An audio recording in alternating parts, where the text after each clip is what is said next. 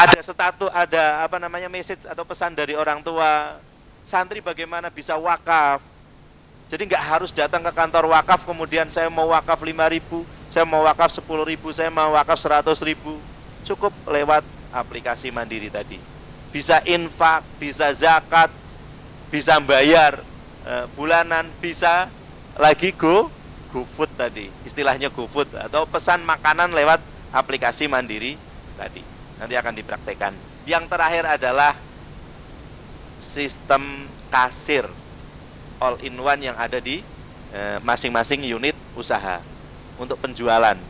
Ya, maka harus ada server, ada keuangan, kontrol keuangan, ada ADM, kemudian ada ATM santri, yang terakhir ada kasir. Itu berbasis on Windows semuanya saat ini. Oke, ini contoh yang ada di ADM. Ya, ini tampilan menu dan mutasi santri. Nanti ditampilkan saja, ini cukup. Kemudian ini juga bisa melihat, kalau di sini bisa melihat total tagihan berapa, tunggakannya berapa. Nanti bisa dilihat, didemokan saja live yang ada di tempat kita. Kemudian ini database yang tersistem. Ya, sekarang semua data tersentralisasi di pusat, di server. Ya, jadi begitu mencari data A, tidak harus lagi buka-buka dokumen. Cukup searching, siapa namanya, akan kebuka semuanya. Ahmad, berapa Ahmad? Atau mencari nama daerahnya, atau mencari, ya bisa semuanya. Jadi real time ya, nggak perlu buka-buka berkas lagi. Akses cepat, dan pemulihan data juga memungkinkan. Tapi kalau pakai fisik kan, misalkan kebakaran, pemulihan datanya kan susah fisik. Minta kirim lagi. Kalau yang asli yang dikumpulin itu malah bahaya lagi. Jadi akan nanti merepotkan kita ketika butuh administrasi terkait dengan data santri. Kemarin, hari ini aja ada daurah ya. Kita nggak perlu lagi ngumpulkan KK, minta ke orang tua, KTP, udah cukup download dari sistem. Butuh apa? KK, butuh KTP orang tua, butuh BPJS, semuanya tersedia di database sistem ini. Bahkan sampai mengetahui portofolio santri dan orang tua di situ. Nah, ini kan inkubasi Ziswaf ya. Itu bisa melihat kira-kira orang tua itu penghasilannya berapa satu bulan, itu bisa dilihat. Nah ini nih, satu bulan misalkan penghasilan 50 juta, wah bagian wakaf bisa masuk, bagian zakat bisa masuk, bisa dilihat dari sini. Maka bagian Ziswaf kerjasama dengan bagian data pusat, tolong dong liatin kira-kira wali santri yang potensi untuk kita dekati, bisa dilihat dari sini. Karena lengkap itu, database-nya lengkap dan sesuai dengan yang dibutuhkan untuk emis dan lain-lain. Kemudian tidak lagi menyimpan data fisik, konsistensi dan akurat pastinya. Nah ini beberapa, nanti ditampilkan aja ya, ini tampilan-tampilannya. Nah, terus yang selanjutnya adalah AIS, Academic Information System of Tazaka. Ini berbasis web. Ada dua kategori, yang terkait dengan akademik, yang kedua terkait dengan kepengasuhanan. Kalau di Tazaka akademik itu ke-KMI-an, ya.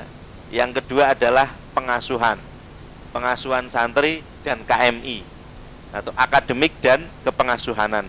Akademik terkait dengan apa? Rapor. Baik rapor dengan dua bahasa Arab dengan bahasa Inggris. Jadi sekarang nggak perlu lagi ngirim-ngirim rapor, ya, cukup bisa diakses melalui HP orang tua. Tapi syaratnya apa? Nanti ada diikat itu sama bagian ADM. Syarat mengakses raport adalah sudah membayar daftar ulang. Kalau nggak membayar daftar ulang, maka raportnya nggak bisa dibuka. Itu kenceng itu, ada tulisannya besar, tanda tanya, mohon bayar dulu. Kalau kita yang ngomong kan nggak enak. Tapi kalau sistem yang ngomong, oke aja sistem. Jadi nggak bisa dibuka. Bahkan melihat kelas Ustadz Hafid saking ininya, melihat kelas nggak boleh kalau belum bayar. Akhirnya diikat. Maka tunggakan-tunggakan itu terminimalisasi dengan itu. Ya. Kemudian presensi guru, ya guru ini nanti kita ini tampilkan. Jadi sekarang sudah menggunakan radius. Ya. Kami kasih radius 100 meter dari area pesantren. Koordinatnya di depan aula Robitoh ini, di depan, di bawah. Jadi guru pertama menggunakan finger dulu. Fingernya sering rusak. Menggunakan kartunya dititipin. Ya. Wujud wakot jatuh. Kemudian akhirnya kita bikin sistem menggunakan radius. Nah, jadi begitu nyampe radius baru dia bisa absen. Syaratnya harus pakai data. Kalau itu kayaknya di luar satpam ke jalan itu, samping jalan itu udah nggak bisa. Nanti akan nggak bisa absen otomatis. Tapi begitu masuk ke dalam pondok dia bisa absen. Itu untuk guru-guru saja. Nah, kita masih kembangkan untuk santri. Nanti santri itu ketika masuk kelas, ini yang belum masih kita godok, insya Allah segera selesai. Begitu izin sakit di TMC itu Tazaka Medical Center kita, klinik kita, itu akan disable semua di kelas. Jadi nggak perlu lagi di absen. Anak ini benar-benar sakit. Siapa yang mengeluarkan izin sakit? Bagian TMC. Jadi nggak perlu lagi udah sakit suruh ke TMC, habis itu suruh ke wali kelas, habis itu bawa tasreh, kasihan. Maka ini lagi kita buat. Ketika izin pulang juga harus ke ke pengasuhan. Itu nanti tersentral, data tersentral. Sistem kepengasuhanan juga, ya, pencatatan izin dan pelanggaran juga ada di bagian KMI, izin nggak masuk itu nanti akan tersistem situ sampai kepada penjadwalan guru. Nah, ini masih kita, jadi malam hari dapat notif. Kalau sekarang kan masih di WA, antum dan mubadil gitu kan.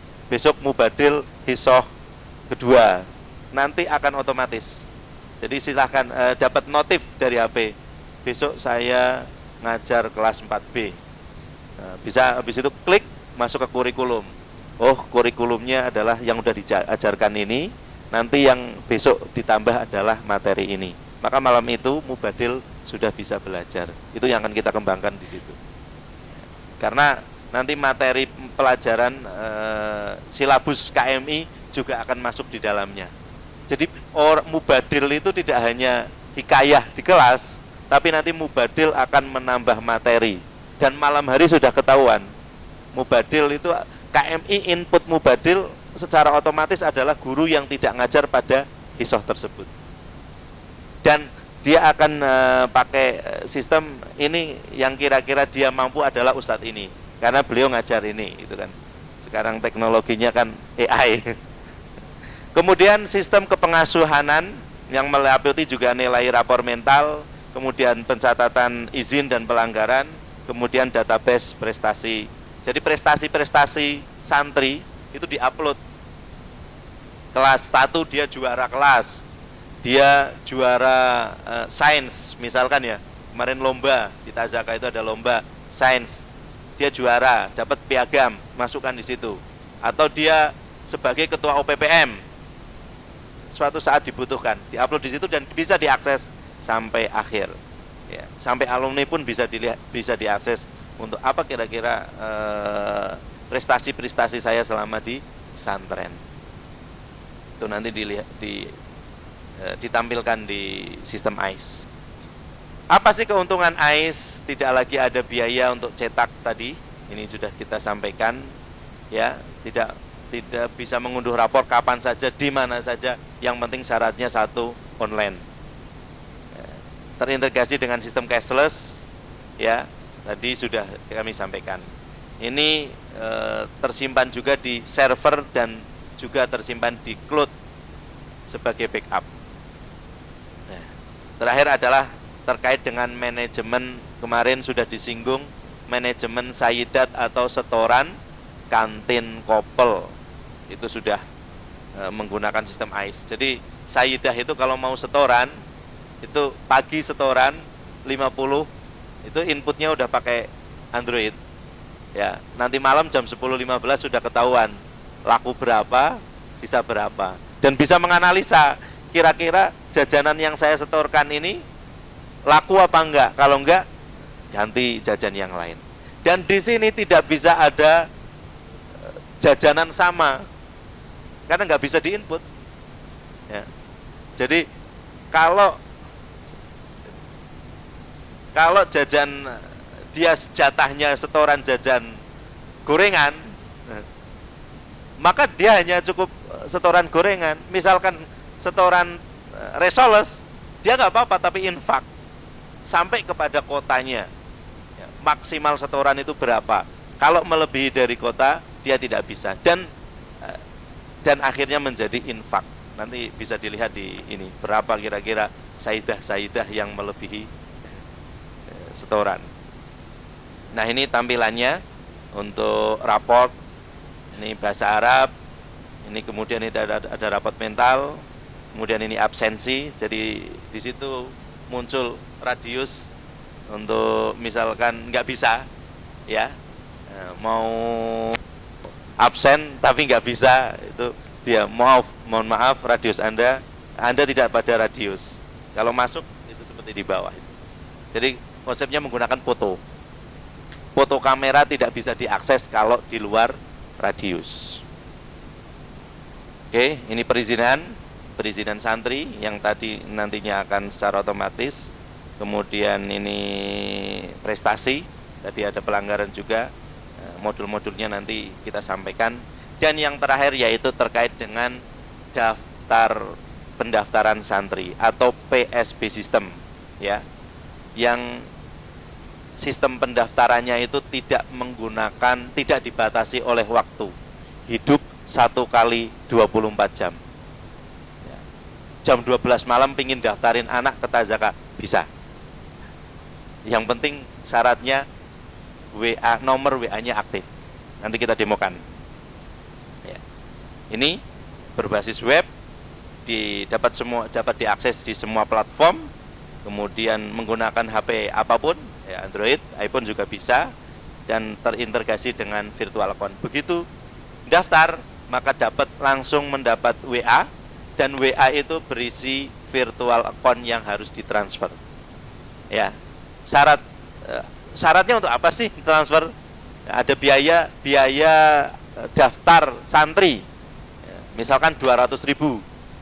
Itu tidak akan, kalau nggak dibayar, maka tidak akan bisa melangkah ke tahap selanjutnya. Itu dikunci sistem secara otomatis.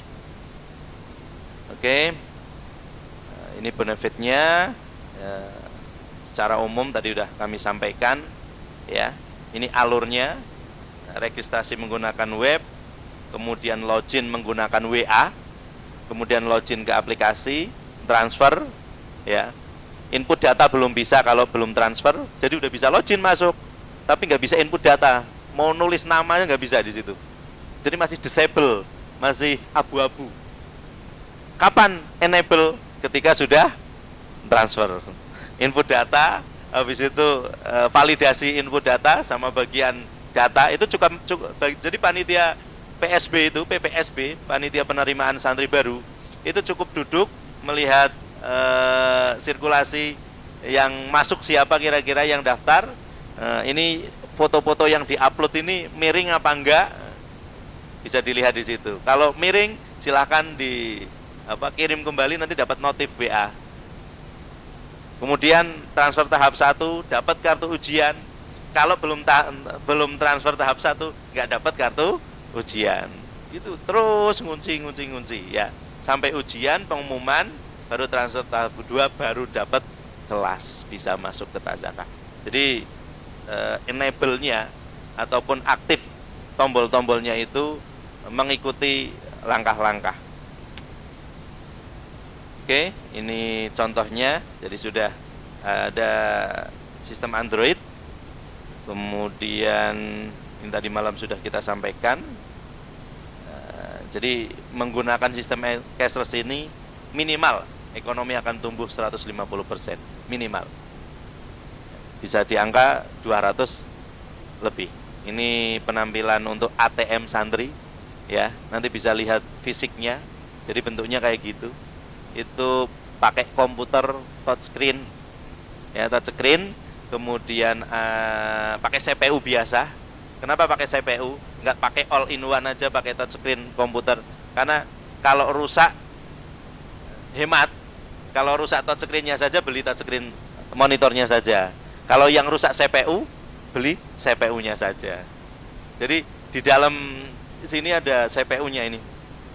Ya, nanti bisa dilihat. Nah, itu di situ nanti kita bisa demokan info dari ada nama sampai pesan di situ, message, ada cengpin dan semuanya. Ini untuk GoFood, ya. Ini potensi ekonomi tadi malam sudah kami sampaikan. Pentingnya digitalisasi juga, yang penting adalah yang paling bawah itu, penyimpanan data di lembaga masing-masing. Ya, jadi nggak kita yang nyimpen, tapi datanya di tempat pesantren yang menggunakan. Ya. Kalau pesantren itu menggunakan cloud, maka pesantren itu yang daftar cloud-nya. Maka dia yang memiliki. Misalnya nggak pingin fisik, ya. Tapi ada kelebihan, ada kekurangan. Kalau pakai cloud, ya harus resiko online terus. Kalau pakai fisik, transaksi offline masih bisa. Ya. Database semua di pesantren. Sekarang kita kerjasama dengan bank A, besok mau berubah lagi dengan bank B, tidak akan merubah data. Data transaksi dari kelas 1 sampai akhir pun itu aman. Berubah-ubah bank itu nggak masalah. Ya, seperti yang dialami Tazaka. Dulu pakai BNI Syariah, pindah lagi bank lain. Sekarang ada 2 bank lagi. Kelas 1 sama kelas 2 beda bank, kelas 3 sampai kelas 6 beda bank. Jadi nggak masalah. Data masih aman. Nah, jadi sistem ini juga support integrasi host to host dengan bank manapun. BMI, BSI, Mandiri, BNI, BRI, dan lain sebagainya. Ini sudah ada dari 31 pesantren itu yang menggunakan dengan ini. Tadi sudah saya sampaikan, komputer untuk bagian ADM, komputer untuk ATM, komputer untuk unit penjualan, kartu RFID, reader RFID, kemudian printer ID kalau kita menggunakan kartu, ya. Kemudian ada biaya admin transaksi yang dibebankan oleh siswa itu berapa, ini ditentukan. Kemudian biaya iuran bulanan masing-masing pesantren beda-beda. Nanti terauto debit. Nanti akan didemokan sama Ustadz Hafid. Ini beberapa pesantren yang menggunakan. Contoh kita di ini Taliwang, ya, pertama ini. Ya. Bagaimana yang ada di ATM santri atau tadi biasanya untuk bisa membayar infak, wakaf, dan lain-lain.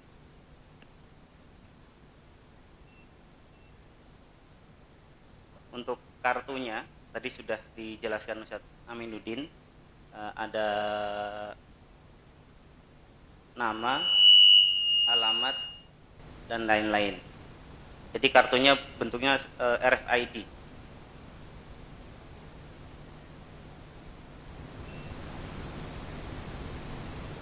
Setiap kartu mempunyai kartu PIN, nomor PIN, dan nomor PIN ini yang membuat sistem. Jadi bagian ADM juga tidak tahu. Jadi ketika reset, yang mengeluarkan PIN itu sistem. Jadi nanti santri bisa ganti PIN sendiri.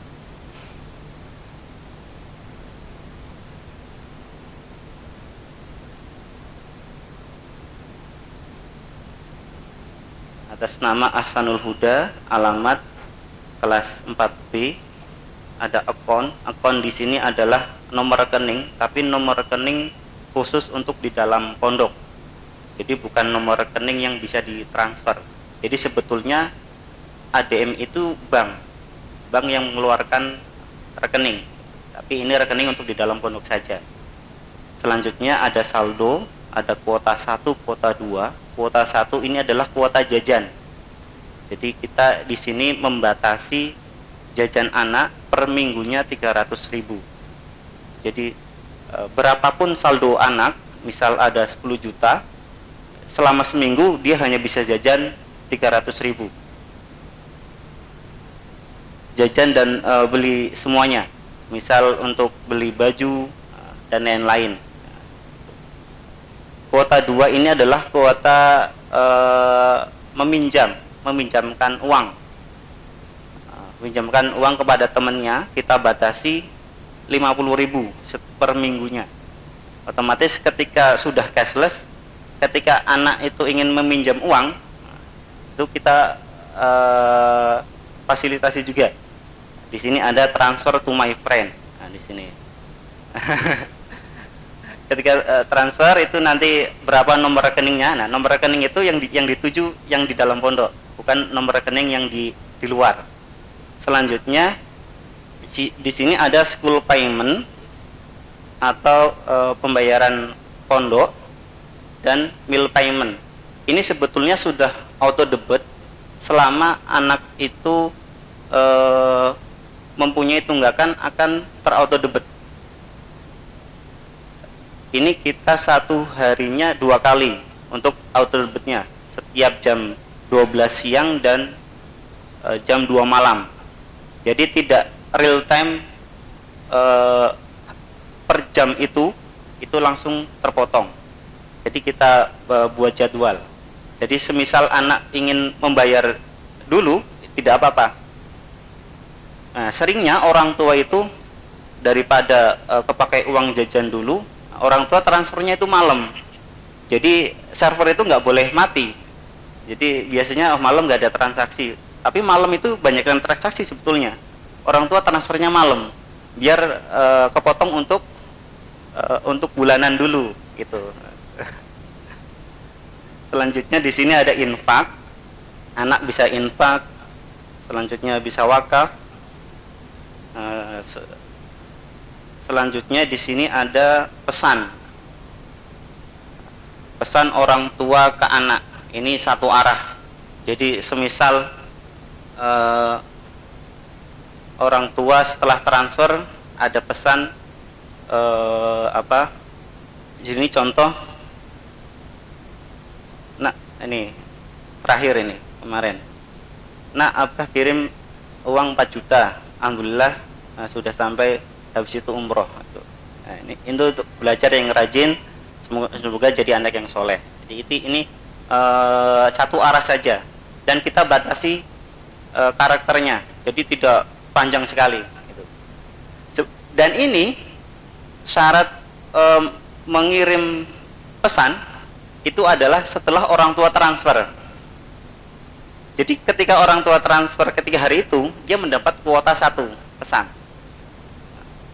Ketika tidak transfer, ya tidak ada kuota mengirim pesan ke anak. Gitu. Jadi sebetulnya ada plus minusnya. Plusnya kita dapat biaya adminnya juga, kan ada biaya admin itu, biaya admin ke kita, itu plusnya ke kita itu. Selanjutnya di sini ada saving mutation. Nah, ini mutasi anak. Kita bisa lihat dari awal sampai akhir ini. Ini tahun 2024. Kita scroll terus sampai 2021 pertama kali.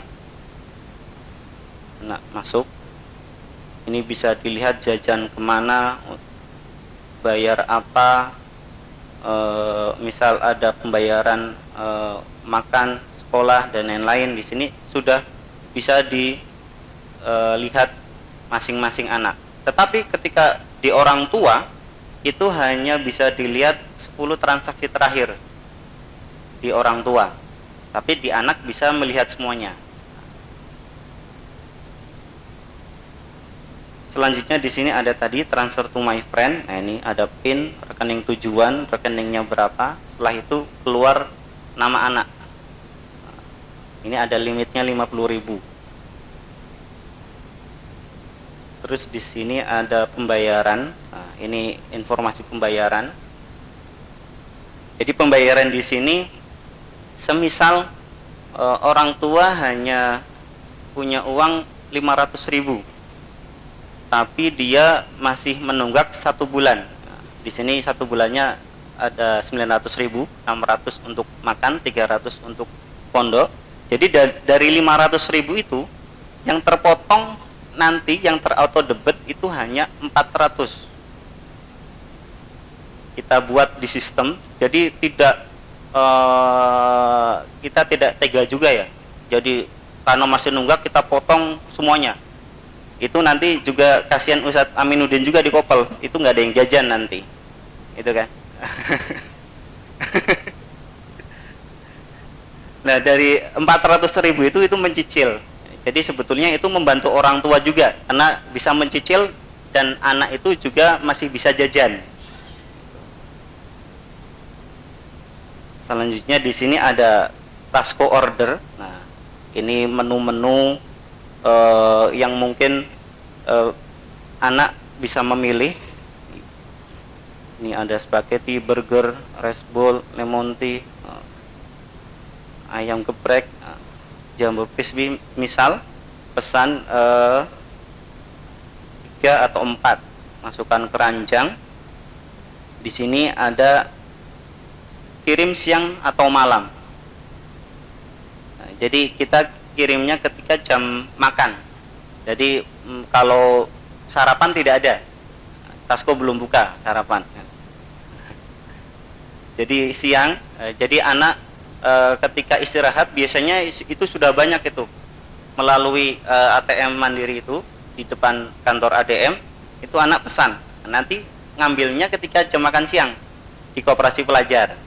Nanti ada tanda tangannya di situ. Ini baru dari anak. Orang tua juga bisa pesan dari aplikasinya sendiri-sendiri, melalui aplikasi sendiri. Tapi kita batasi juga.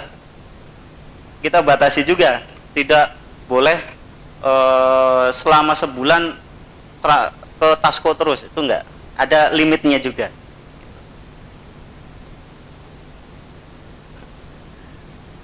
Selanjutnya di sini ada pembayaran yang seperti pembayaran firqoh, iuran-iuran. Jadi iuran-iuran itu sudah tidak ada yang ilegal, harus izin semuanya.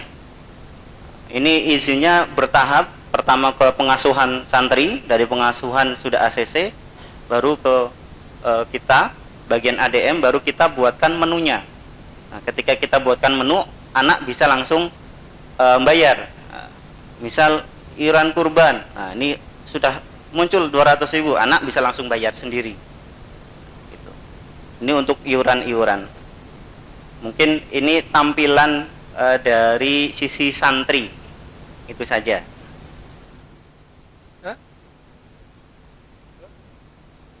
231 jenis. Ya tempe sambal siti, tempe pedes banget kan gitu. Jadi ketika saya mau ganti, lapor Pak Amin, saya mau ngajukan AB, saya mau ganti. Oke, Pak Amin udah punya daftar. Ini ada sekian ratus jenis yang masih kosong.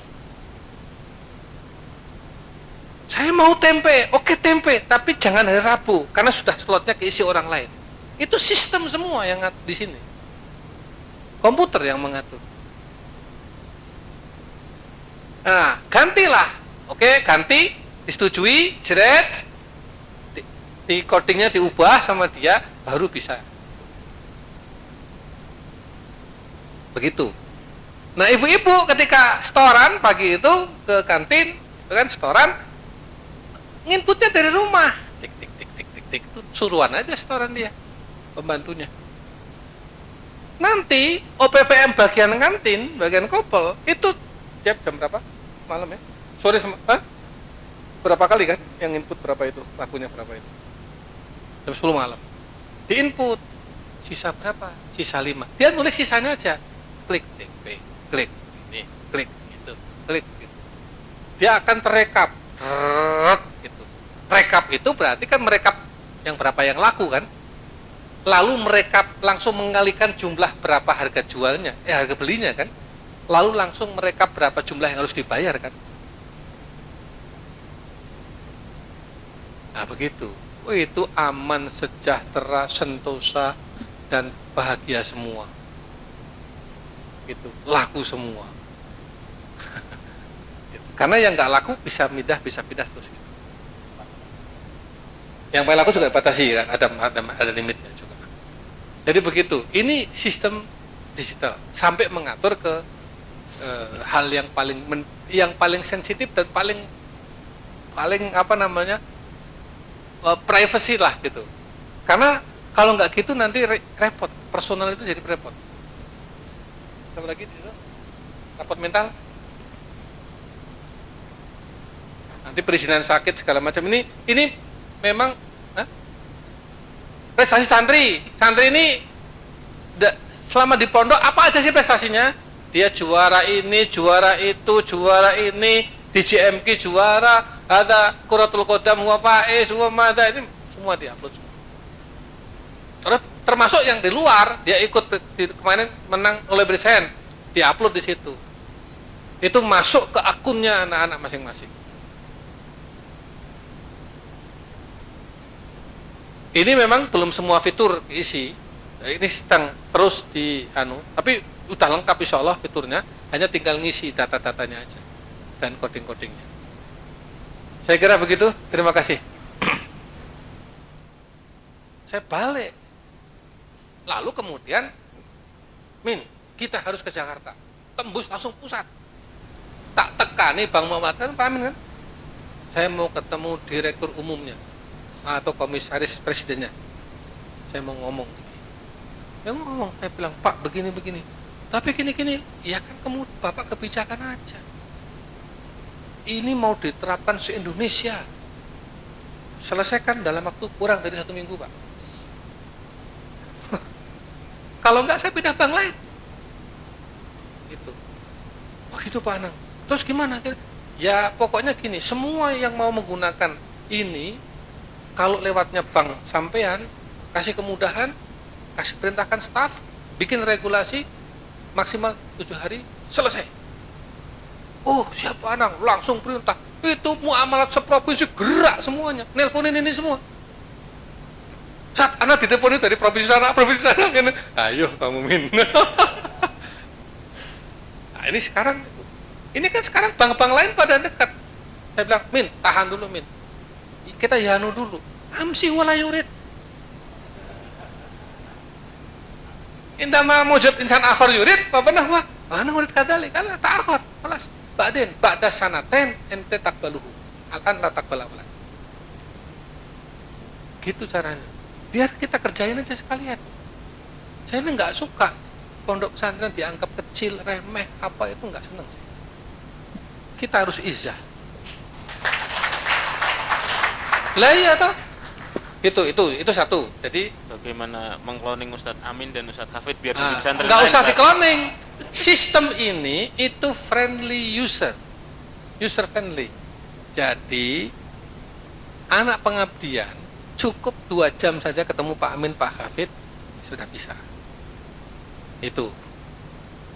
Waktu kita bikin sistem ini rumit awalnya, bulat gini, Min. Sistem itu hadir untuk membuat kita yang tadinya pusing nggak pusing. Jangan sampai sistem itu yang kita tadinya nggak pusing jadi pusing. Ubah sampai akhirnya ketemulah sampai sekarang. Jadi standar paling minimal sekalipun, dan orang nggak perlu pelatihan. Karena seperti main HP ini kan nggak perlu pelatihan. Itu. Kemudian apa tadi yang Server. ya nanti diterangkan oleh Pak Amin, servernya dan itu tergantung kebutuhan. Nanti akan dianalisis. Oh pondoknya segini, santrinya ini segini, ya, cukup segini saja. Komputernya yang ini saja, nggak usah tinggi-tinggi. Hitung, antum beli sendiri aja. Oh saya udah punya komputer ini, ya udah pakai itu saja, kan begitu. Intinya ready. Nah, itu kita belum bisa bantu. Jadi siapkan semua perangkatnya, ya kan, nanti akan disilahkan oleh Pak Amin apa saja berapa, Kalau yang kayak Tazaka ini dengan size segini, dan itu servernya bisa untuk sampai 3.000 4.000 santri kan, 7 kali pondok ini lagi itu hanya 80-an juta, 80-an juta. Jadi sebetulnya tidak terlalu mahal. Bahkan ada yang masih servernya pakai cloud ya, ada pakai PC biasa ya. Pokoknya akan dianalisis, si penting pokoknya semampunya masing-masing. Jadi nggak bisa dipukul rata. Itu.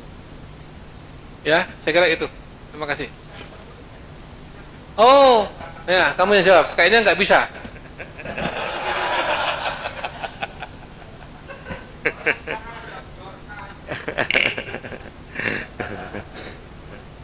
Jadi mau nembus data kita itu buat apa? Itu yang paling inti. Itu hanya data saja. Realnya uang kita di bank. Itu hanya data. Jadi misalkan dibutuhkan mereka ngejebol, hacker-hacker ingin jebol data kita buat apa? Terus yang selanjutnya adalah sistem kita itu menggunakan software, bukan berbasis web. Jadi langkahnya adalah server, di sini ada software, kemudian di sini ada web. Misalkan dijebol dari web dulu, baru masuk ke aplikasi. Itu perbankan itu konsepnya seperti itu. Perbankan itu adalah dia punya server, dia punya sistem. Tapi kalau di CS, teller, itu pasti pakainya web. Tapi kalau ketemu kepalanya yang bisa cancel transaksi, yang bisa apa, dia bukannya pakai core, pakainya ini, aplikasi. Pakai software, mesti pakai software. Nggak bakalan pakai web berbasisnya. Karena memang kalau misalkan itu tahapan-tahapannya ya. Kalau mau ngehack webnya dulu, baru ngehack ke softwarenya dulu, baru tembus ke datanya. Bisa dijebol nggak? Ya kalau mau PDN, Pusat Data Nasional aja dijebol.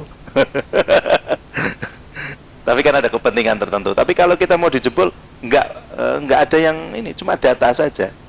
Uang masih di bank, itu hanya data. Dan alhamdulillah sampai saat ini aman. Itu. Kemudian saya lanjut lagi terkait dengan yang dari Banyumas ya, Al-Gontori. Pakai bank apa antum? Oh, BNI. Karena kalau pakai bank yang satunya agak susah. Iya betul.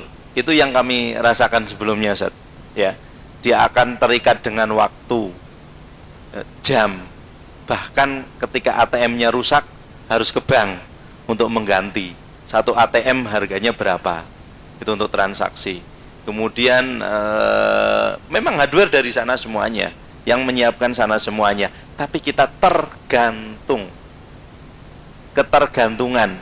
Nek jenengan esok kok pindah pakai bank lain, data antum nggak bisa direkod. Data lama santri, transaksi santri yang sudah kelas 5 itu nggak akan bisa dilihat lagi karena antum pindah bank, karena datanya di mereka. Beda ketika kita menggunakan aplikasi sendiri, memang cost-nya di awal agak mahal ya, karena server, minimal server kalau pakai PC murah, santri 200 ke bawah, 100 ke bawah pakai PC harga 5 juta, Core i5 atau 7 juta. Tapi kalau server fisik, server itu kekuatannya hidup 12 tahun minimal. 12 tahun nggak usah dihidupin, nggak usah dimatikan, itu kuat. Sampai 12 sampai 13 sampai 14, bahkan sampai live sampai serusaknya lah, kecuali ada bencana ya. Itu memang kekuatan didesain untuk server. Bahkan ketika servernya itu server rack seperti nanti kita lihat di Tazaka, itu power supply-nya 2. Mati 1 bisa pindah 1. Ya, mati sini bisa pindah sini. RAM-nya juga banyak, slot-nya banyak. Memang didesain untuk server dan kekuatannya server. Harga minimal sekitar, kalau yang bentuk PC itu sekitar 15 jutaan. Itu server. Kalau biar cost-nya ringan lagi pakai apa? Pakai cloud, nyewa 3 juta 1 tahunnya. Ya, itu juga. Tapi kekurangannya tadi harus online terus kalau pakai cloud. Begitu nggak online, nggak bisa transaksi. jarang pesantren yang menggunakan cloud. Hampir rata-ratanya pakainya fisik. Internet mati semuanya, yang penting ada genset. Internet mati, kemudian listrik mati, ada genset, transaksi tetap jalan. Kalau transaksi nggak jalan, yang dirugikan banyak. Kopel nggak ada pemasukan kantin, Sayyidah setoran nggak terjual, manual kembali lagi ke manual susah. Jadi begitu udah ganti digital, maka kita harus siap segala infrastrukturnya. Begitu. Kemudian berapa kira-kira? Ya, yang disampaikan Pak Yanang. Kalau kita servernya aja yang punya Tazaka sekitar 50 sampai 60. Tapi kalau biaya minim cost itu sekitarnya 60-70 untuk biayanya. Ada servernya, kemudian infrastrukturnya itu nol ya.